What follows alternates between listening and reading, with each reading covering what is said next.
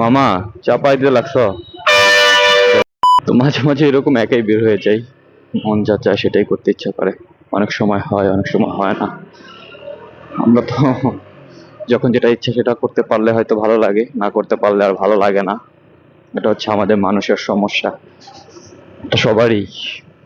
আমরা যেটা পাই না বা যেটা হারায় ফেলি ওটার প্রতি আমাদের একটা কেমন যেন খারাপ লাগা কাজ করে, বাট যেটা আছে ওটা নিয়ে আমরা সন্তুষ্ট না, বা ওটার মূল্যায়ন করতে আমরা জানি না। এই হচ্ছে ব্যাপার। তো যাই হোক, এরকমই মাঝে মাঝে না মন যেদিকে চাই সেদিকে যাইতে পারলে একটু ভালো লাগে। আইলে এই জায়গাগুলোতে আগে আইল্যান্ড ছিল না, আরো 2টা মাস আগেও ছিল না এগুলা। বাট এইখান দিয়ে অনেক রাফ ভাবে বাইক চালায় আর কি, এরকম আইল্যান্ড দেওয়া, যদিও এটা সেফটির জন্যই দিচ্ছে, ভালোই দিচ্ছে। বাট অনেক অনেক সময় এরকম কিছু আইল্যান্ড থাকে যে গাড়ির নিচ দিয়ে লেগে যায় আসলে। তো তখন নিজের মানে মনে হয় যে হার্ডে লাগে, কারণ শখের একটা জিনিস এরকম ভাবে বাড়ি খায়। এটা ম্যাক্সিমাম সবারই হয়েছে আমার জানা মতে।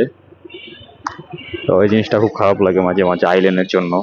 এই জায়গাটাতে একটু ভালো লাগতেছে, তার কারণ হচ্ছে যে এই রাস্তাটাতে একটু বাতির আলো আছে।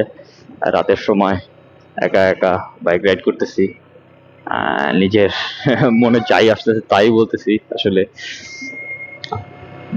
এতক্ষণ মানে বাসায় থাকতে থাকতে মনটা একটু খারাপ ছিল, তো মানে দেখবেন যে মানুষ একা থাকলে কিন্তু মাথার মধ্যে অনেক ধরনের অনেক চিন্তা ভাবনা ঘুরতে থাকে।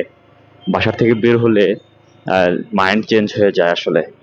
অ্যাকচুয়ালি মানুষের উচিত হচ্ছে কিছুটা সময় ব্যস্ত থাকা, কিছুটা সময় নিজেকে সময় দেওয়া, কিছুটা সময় ভাই ব্রাদার বন্ধু বান্ধব পছন্দের মানুষ প্রিয় মানুষ নিয়ে কাটানো।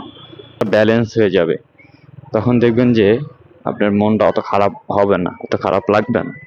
আর কোনো মানুষ যদি অতিরিক্ত ব্যস্ত থাকে, কিংবা কোনো মানুষ যদি একা থাকে, বা কোনো ডিপ্রেশনে থাকে, যে কোনো একটা ব্যাপার যদি আপনার ভিতরে বেশি কাজ করে, তাইলে ভাববেন যে আপনি স্বাভাবিকভাবে নাই। তো ওই জিনিসটাই আমাদের কিন্তু সবচেয়ে খারাপ লাগে। তো এই জন্যই আমাদের উচিত আম, নিজেকে ব্যালেন্সে রাখা। আর এই কথাগুলো বলার কারণ হচ্ছে কি, আমার সাথে এরকম হয় তো। তো এই জিনিসগুলো না আমারই অনেক কষ্ট দেয়, আমার অনেক খারাপ লাগে, এই জন্য আর কি বলা।